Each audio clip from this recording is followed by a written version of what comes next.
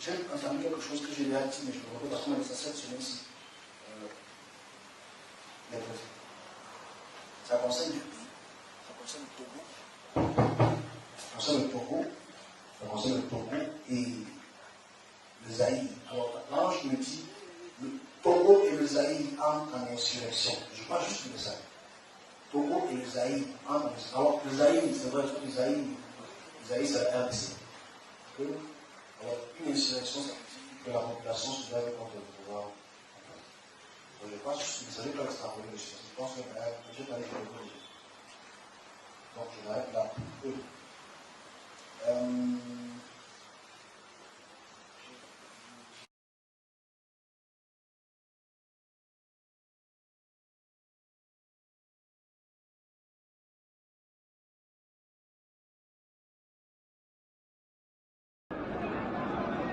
Le bilan s'est alourdi en RDC. Ce mardi, 3 membres de la mission de l'ONU et au moins 12 manifestants ont été tués dans 2 villes de l'Est de la République démocratique du Congo, au 2e jour de manifestation contre la MONUSCO, accusée d'inefficacité dans la lutte contre les groupes armés.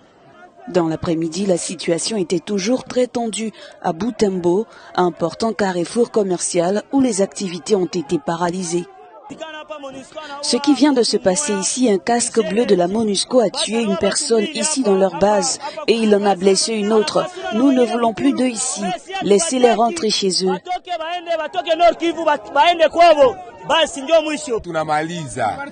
Plus de 20 ans que la MONUSCO est au Congo. Il n'y a pas de paix au Nord Kivu, pas de paix à l'Est. Comment expliquer que le M23 puisse avoir des armes plus puissantes que la MONUSCO ? Mardi matin, des centaines de manifestants avaient envahi les abords de la base logistique de la MONUSCO à Goma et attaqué le camp de transit de la mission situé hors du centre-ville. Nous ne voulons plus de la MONUSCO. Bye bye MONUSCO scandaient des affiches de cette campagne. Les forces de sécurité congolaises contenaient difficilement la foule aux abords de la base logistique.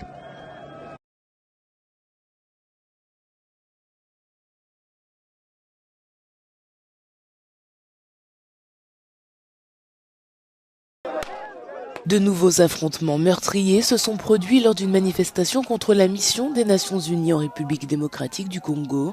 Descendus dans la rue pour la 3e journée de protestation consécutive dans l'est du pays, les manifestants accusent la force de maintien de la paix de ne pas protéger les civils alors que la violence s'accroît dans la région orientale. Ils demandent le départ des forces de l'ONU présentes dans le pays depuis des années.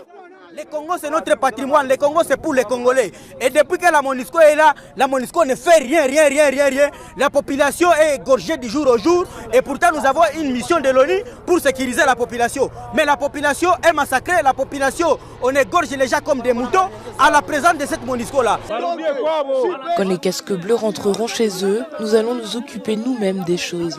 Ils disent qu'ils n'ont pas les moyens de combattre le M23, alors nous allons nous défendre par nous-mêmes. Si l'ONU ne part pas aujourd'hui, nous allons continuer à manifester jusqu'à ce qu'il le fasse.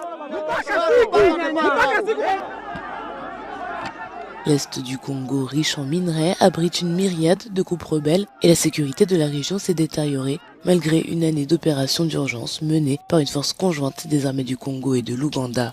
Au moins 15 personnes ont été tuées et des dizaines d'autres blessées lors des 2 jours précédents de manifestations dans l'Est de la RDC.